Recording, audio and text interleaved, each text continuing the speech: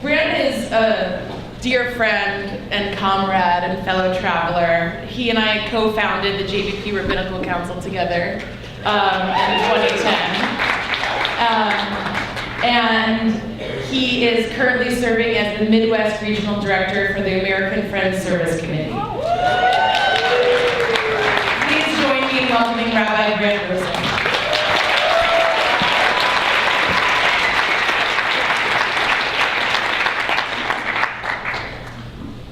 Good morning.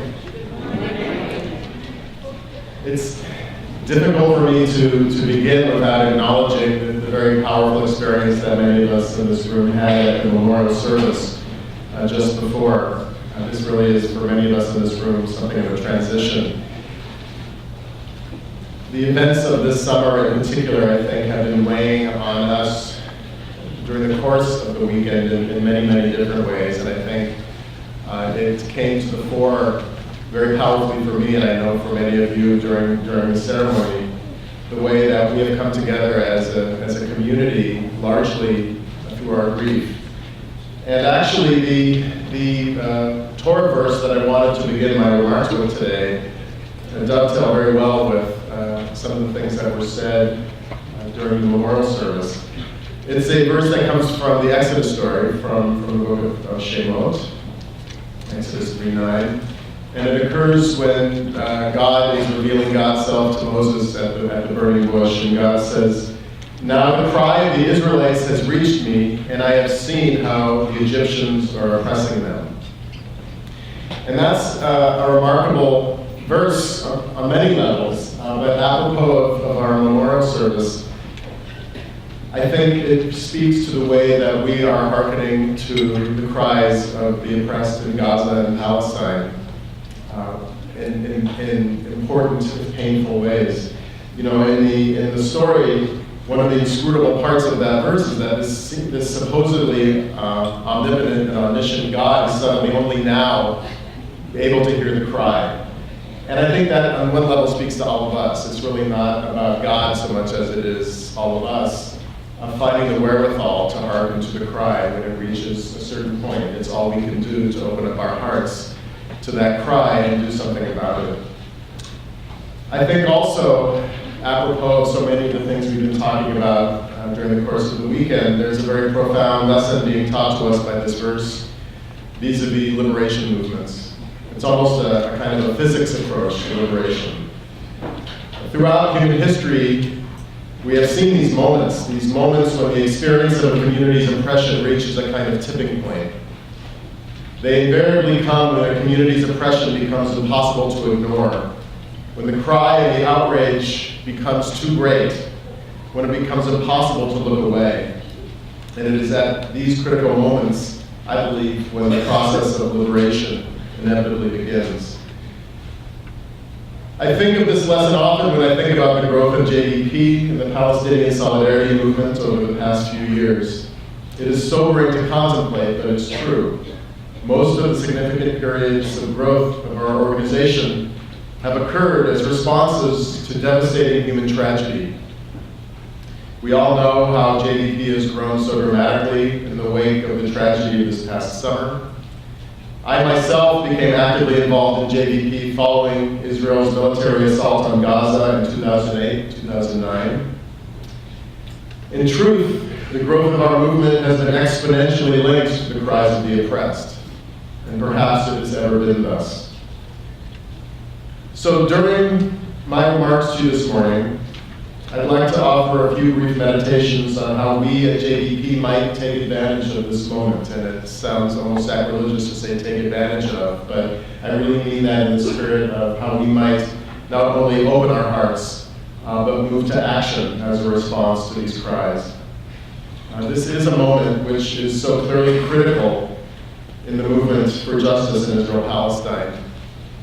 Specifically speaking, I want to take my cue from JVP's recent strategic plans, and you have these pages in front of you, in which our leadership set organizational goals for the next 3 to 5 years. Don't read them yet, you'll be reading them very soon.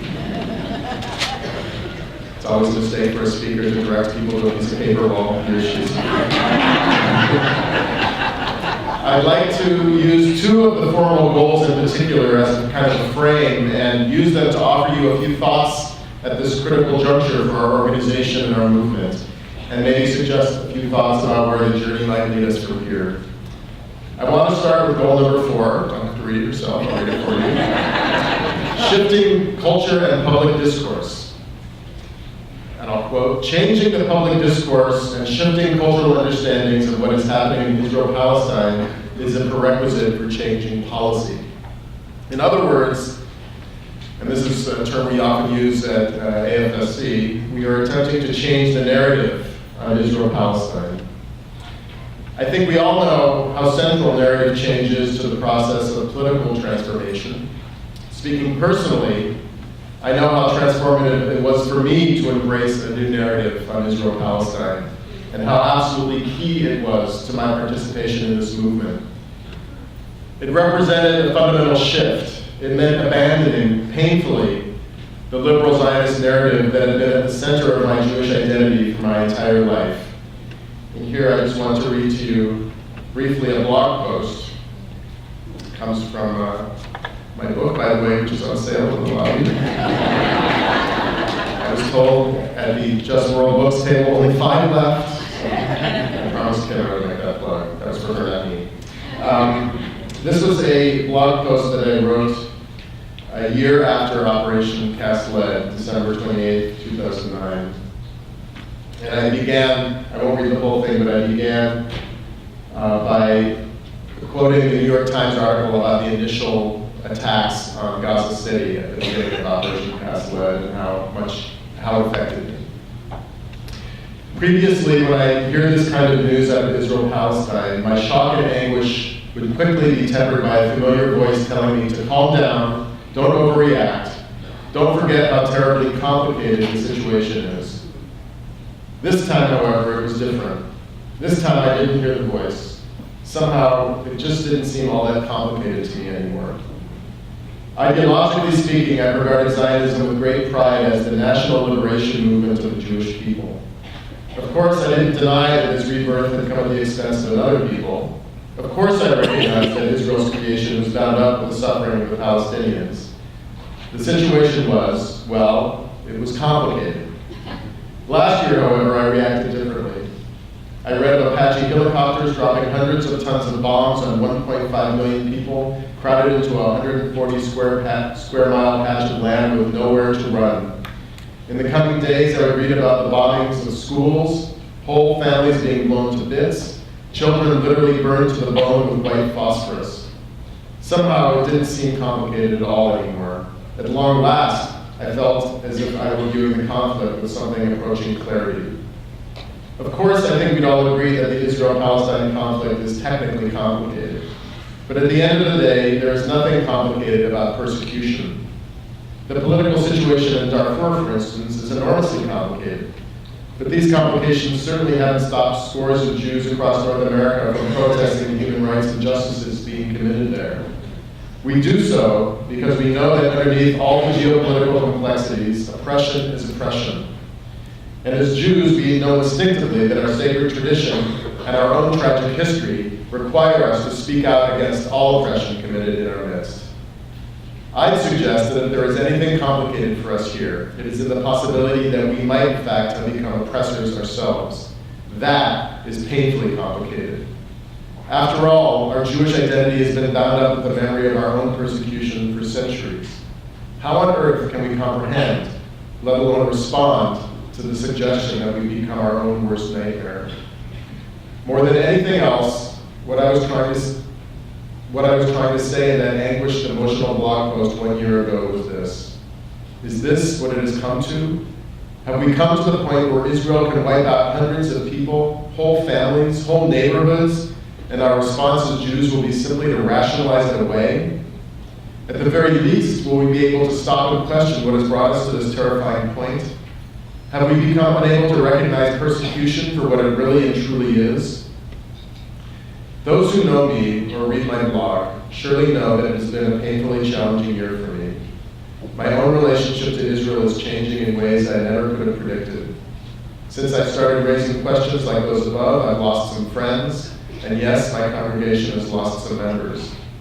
If Zionism is the unofficial religion of the contemporary Jewish community, then I'm sure there are many who consider me something of an apostate. But at the same time, I've been surprised and encouraged by the large number of people I've met who've been able to engage with these questions openly and honestly, even if they don't always agree with me. I suppose this is what I decided to do 1 year ago, to put my faith in our ability to stand down the paralyzing complexities, however painful the prospect. 1 year later, I still hold tight to this faith.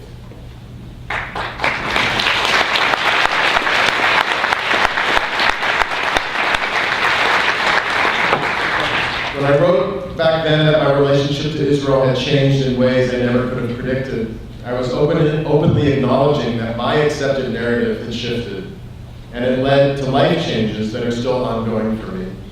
It certainly transformed the way I saw myself as a Jew and how I would do my work as a congregational rabbi. But on a deeper sense, I think this narrative change transformed me at what I can only call a spiritually cellular level. It challenged me to reckon with the meaning of solidarity in its truest and most universal form. It reaffirms that lesson that comes straight from the heart of the Exodus story, the story that teaches God hearkens to the cries of the oppressed and demands that we do the same. And it empowered me to speak my truth in unprecedented ways, as I put it in that blog post, to stand down in paralyzing complexities no matter how painful the prospect. I've also come to believe that narrative change is not only true on the personal level, but on the political level as well. We know from experience that narratives that were formerly unthinkable can eventually become all too politically real.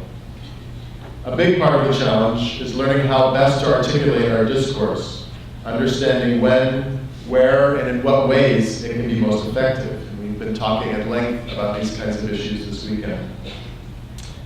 The most challenging place to do this narrative-changing work, I think we would all agree, is within the mainstream Jewish community.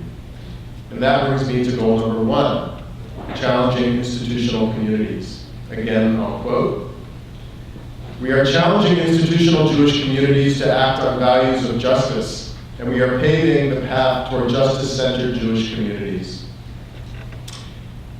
Having made a home in the institutional Jewish community for my entire life, my entire adult life, I should say, I will say that I do believe there is important work to be done in engaging the Jewish establishment on this issue. When I started doing Palestinian solidarity work openly and unabashedly, I had been working in my congregation in Evanston for 10 years. And I take great heart in the fact that for the following 10 years, I was supported by my congregational leadership and by the majority of my congregants, even when many didn't agree with me. So yes, I believe there are indeed signs that we are seeing a nascent paradigm shift in the Jewish community on this issue. Open Hillel is providing us with an inspiring and important model of how to fight for a wide Jewish communal tent. This past summer, if not now when, showed us magnificently what principled Jewish communal dissent might look like. I don't think it's a coincidence that both of these initiatives have been organized and led by young people, and this should give us very real hope for the future.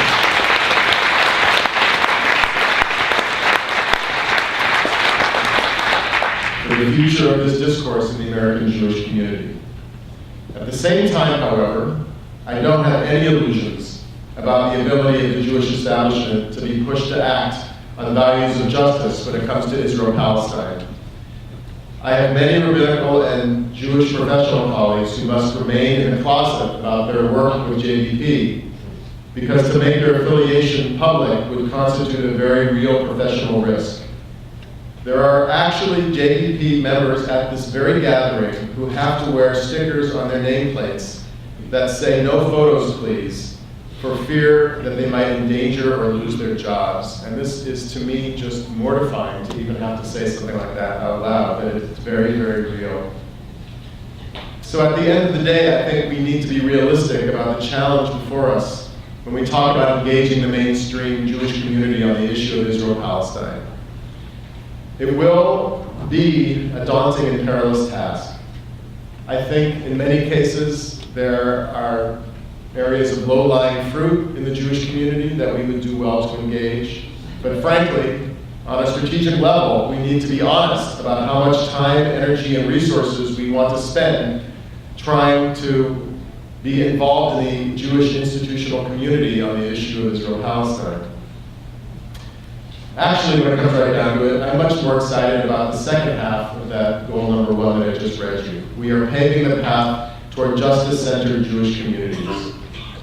In this regard, I was so pleased and excited to hear Rebecca Wilcomerson talk during the opening plenum and Cecily Sarasky last night about the ways that JBP is creating a new and unprecedented form of Jewish community.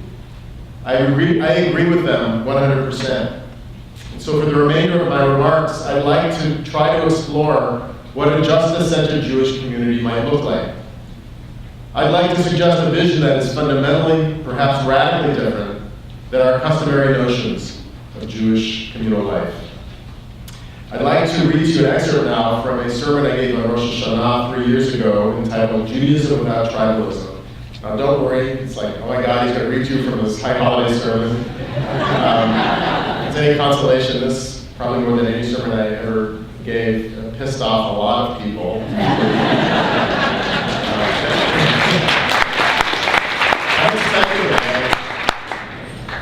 Shows the kind of bubble I've been living in, I guess, the last several years. I didn't expect it to be taken as hard as it was by as many people. But also, many of the sermons that I've written in recent years, this one really speaks to my heart in a very direct way. So I'm quoting. I know personally how hard it is for many of us to challenge our tribal Jewish legacy. As for me, I believe to my very core that whether we like it or not, our collective future will depend on building more bridges and not more walls between peoples and nations. I believe the most effective way for us to survive, the only way we will bequeath our traditions to the next generation, is to affirm a Judaism that finds sacred meaning in our connection to Kol Yoshvei Tevel, all who dwell on earth. I also believe this because I know that while Judaism certainly contains tribal and parochial teachings, it also has a strong tradition of religious humanism, mitzvot that demand that we love all our neighbors as ourselves. After all, one of the first and most powerful teachings in Torah is that human beings are created b'tselem Elohim, in the image of God. From the outset, we learn that all human beings are equally worthy of respect, dignity, and love, and I would add, equally worthy of one another's allegiance and loyalty.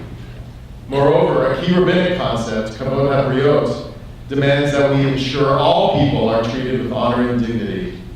In a famous verse from the classic rabbinic text, Pirkei Avot, Rabbi Ben Zoma teaches, "Who is honored? The one who honors all human beings." All are created in God's image. Honor comes to the one who honors all people.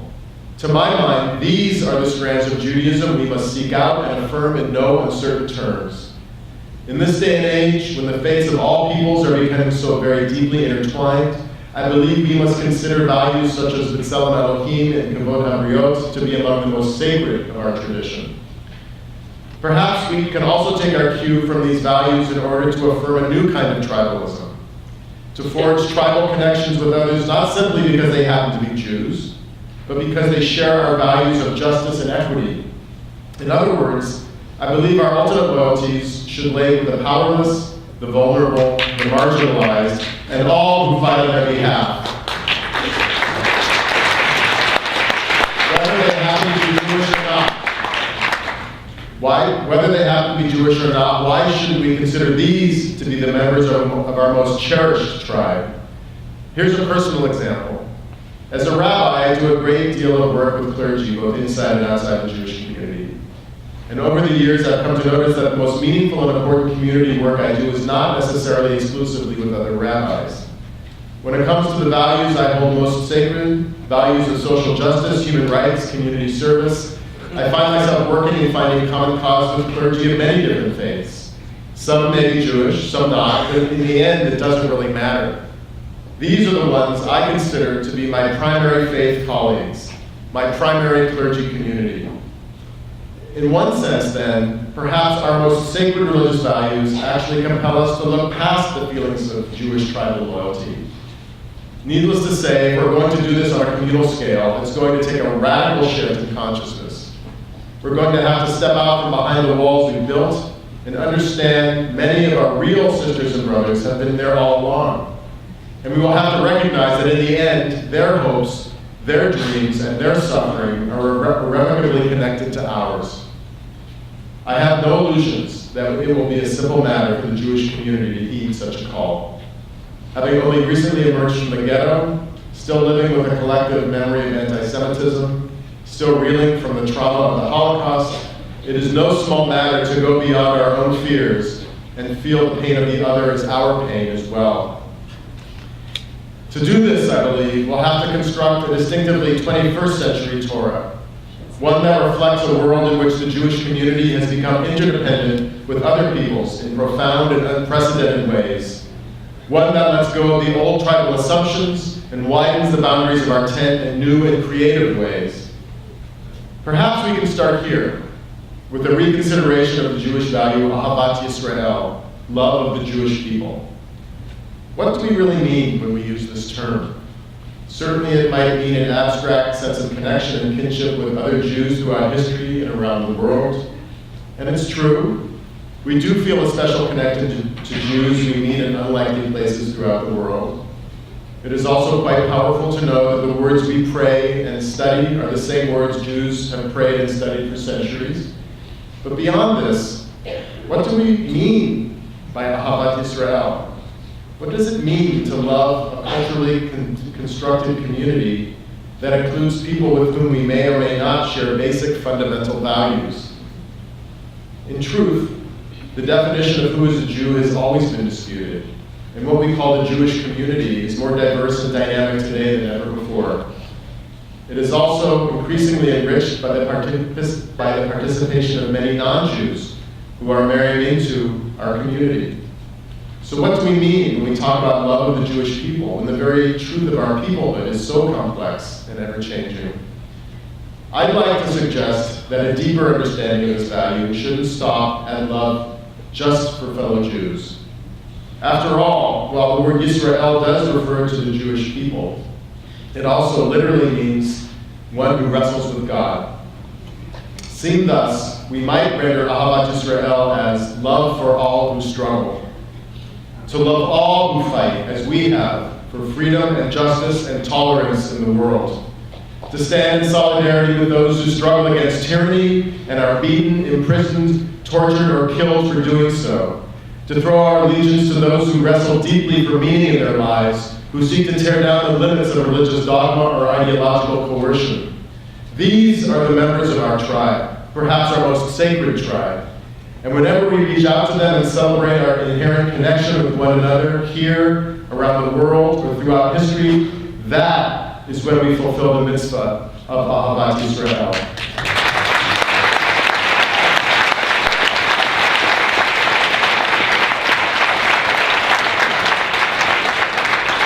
I realize that this new understanding might seem like radical change to many, but in truth, the Jewish world is changing as it has from time immemorial. The only question before us is, will we have the courage to recognize these changes and to see them as a present opportunity rather than as a threat to be fought at all costs? So I am no longer a congregational rabbi, and it's actually not that funny. I didn't get it. I'm not part of the establishment of the mainstream Jewish community anymore, and there is and maybe always will be a part of me that mourns that. At the same time, leaving my congregation made it clear than ever before that JVP and the movement that JVP is a part of, the larger solidarity movement of which we are a part, really is my most sacred community, my primary spiritual community, as I indicated in those words.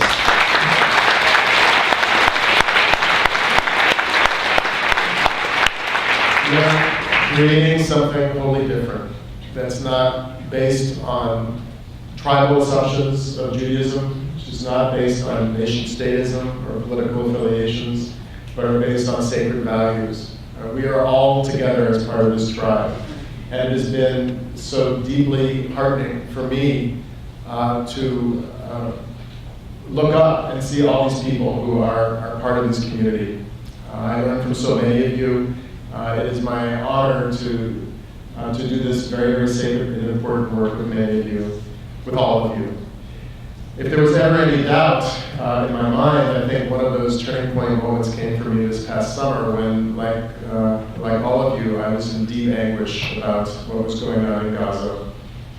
And there was great turmoil in my congregation going on at the time of my activism, and I was self-censoring myself as a response to that turmoil, and that caused me even deeper anguish. And the one moment that I think, the one redemptive moment for me involved JVP, and that was my participation in a disruption action of the Chicago Federation fundraising dinner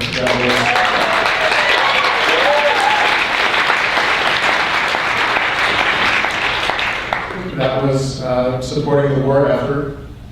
And I knew that given what was going on at the time, it would be on one level kind of crazy to participate in this. I wasn't actually one of the disruptors, I'll say, but I was in the room tweeting what was going on and connecting folks to one another. I was part of the JVP Chicago disruption action that were ongoing across the country at that time. And I want to give a shout out, by the way, because they're in this room, to Lisa Kasowski, Lynn Pollock, Ben Lorber, and Michael DeHeeger, who were among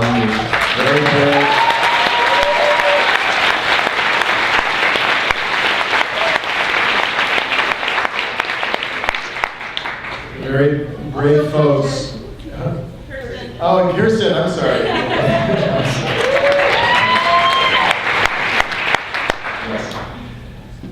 You know, it was the moment in which I felt I was reclaiming my Judaism. I was sitting in that room filled with members who were purporting to speak for the Jewish community and cheering on the carnage that was going on as we spoke. And I was feeling deeply grieved and deeply pained, just wanted to turn around and run out of the room. And when these fabulous folks stood up, when Rahm Emanuel and Michael Lauren were speaking, and they pointed at them and said, "We are Jews, shame on you,"